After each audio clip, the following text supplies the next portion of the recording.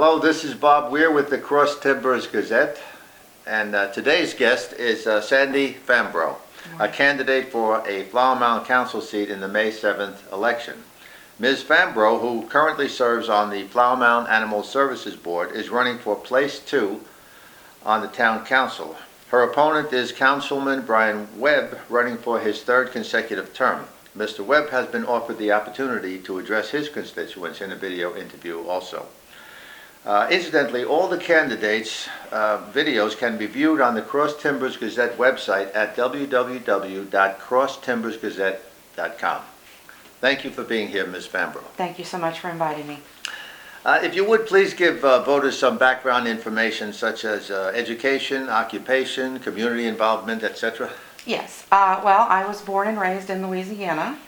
After graduating from high school, I moved to Texas to attend Austin College in Sherman, which is about an hour north of the Metroplex. I obtained a Bachelor of Arts degree there in history. After graduation, I moved out of state for a job opportunity. About 4 years later, I moved back to Texas for the second time.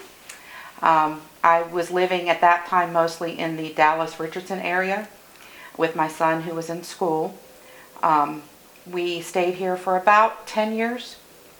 And then I moved out of state in 2004 to Florida, again for job opportunities. I stayed there for about 5 years, moved back to Texas for the third time in 2009. My husband and I bought a house in Flower Mound in late 2011. So we've been here roughly 4.5 years. I have spent my entire professional career in the disability field for about 25 years. I have served mostly as an advocate for people who are seeking disability benefits. I've been a representative for them, assisting them with applications and through the appeals process, including appearing in front of administrative law judges at hearings. I've also worked as a manager and trainer at various companies. As you mentioned, I've been on the Animal Services Board. I first was appointed in 2014 to serve out a remaining term as an alternate. Last year I reapplied and was appointed to a full seat. My current community involvement over the past several years has been in animal rescue. I am a volunteer with Humane Tomorrow, which is formerly the Humane Society of Flower Mound. They underwent a name change in January of this year. I'm an adoption counselor with them. I handle dog adoptions. And I also volunteer with Duck Team 6, which is a rescue group out of Dallas. They go into the streets in Dallas, some of the more depressed economic areas, and do actual street rescue of the dogs. All right. How about the issues that you think most Flower Mound residents are concerned with? Well, I think there's primarily two issues that I've come across in talking to people. First, I've heard from a number of residents that they feel like the town is losing some of its unique charm, and the reasons that brought them to Flower Mound in the first place are disappearing. I've been told by a few people that as soon as an event occurs, such as children graduating from high school or themselves or their spouse retiring, they plan to move because they just don't feel the same thing that drew them here in the first place. Second, I've also heard from several residents that they feel like our current leadership is not listening to their opinions. They have gone to speak at public participation in town council and have been treated quite honestly in a very disrespectful manner. They've been told that they're wrong, they've been yelled at, and I just don't think that's a good way for an elected leader to interact with constituents. Since I've filed to run, I've had people tell me privately that they support me, but they are worried about publicly showing that support. There are some small business owners that don't want to show support because they fear retaliation. I even know one person that's moved away because of how the environment has become for people who've spoken out. And it's gotten to the point that a few people have even had their jobs threatened because they're voicing their opinions, and some people don't like that. Well, Ms. Fambrough, if elected, what would you do to address those issues? Well, first of all, we're not all going to agree. There's always going to be a difference of opinion. But we can agree to disagree, and we can do that in a civilized and respectful manner. So I think that we do need to look at how public participation goes at town council. I think we need to establish a very firm set of rules that don't have a lot of leeway so everyone understands what's going on. For example, at some town hall meetings, speakers are limited to 3 minutes, and public participation cards are required for everyone that speaks.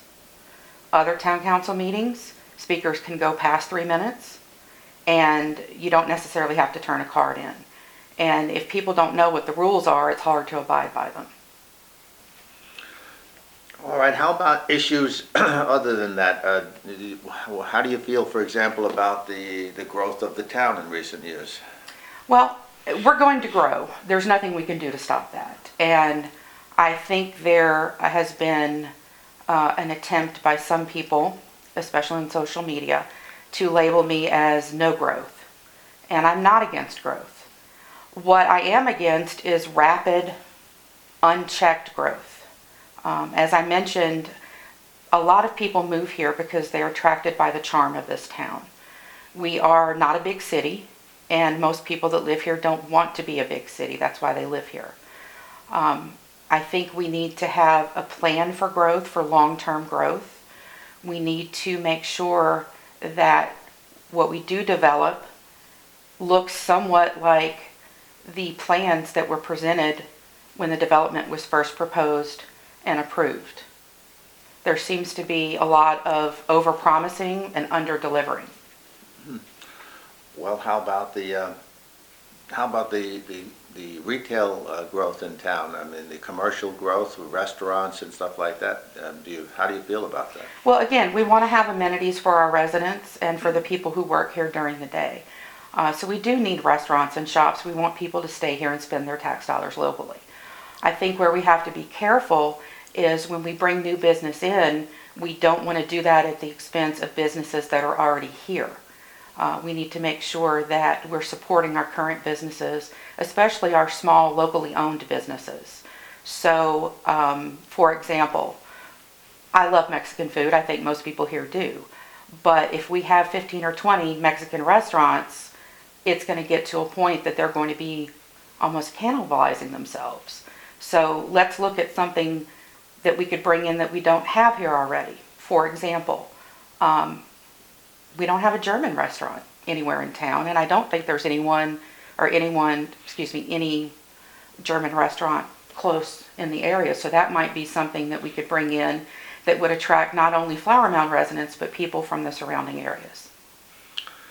Well, we just opened an East Indian restaurant, and in fact, my wife and I went there on opening night for dinner the other day, and a very nice place, and that's a new cuisine in town. Exactly, and again, that's something that's new that there's not already several of.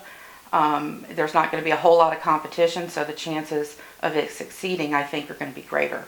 And if it's something that's unique to the region, it's going to draw in those residents from Highland Village and Double Oak and the surrounding towns and communities. All right, how about the two largest projects in the last few years, the Riverwalk and the Lakeside communities? How do you feel about those? Well, first of all, Lakeside, I live very close to that. I also live behind Parker Square.